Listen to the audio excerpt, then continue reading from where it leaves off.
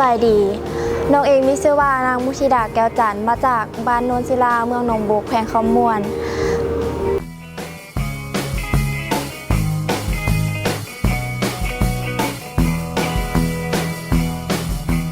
เป็นใครเป็นคนแนะนำให้รู้จักโครงการนี้มีเพิ่นไปแนะนำที่อยู่ที่วงเฮียนเพิ่นไปแจกใบสมัครโดยก็เลยสนใจกะค่อนข้างมั่นใจแน่สู้หมายเลข09ได้ป่ะบ่ฮู้คือกันโปรเจกต์ที่ชนะเลิศป่ะกะยังบ่มีความหวังสูงปานนั้นแต่ว่าจะพยายามให้ดีที่สุด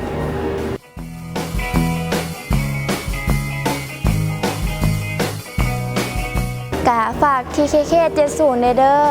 ฝาก FC ฝากน้องฮักเอ้ยฮักแล้วกะหมู่เพื่อนทั้งหลายฝากชมฝากเชียร์ฝากแชร์เด้อขอบใจ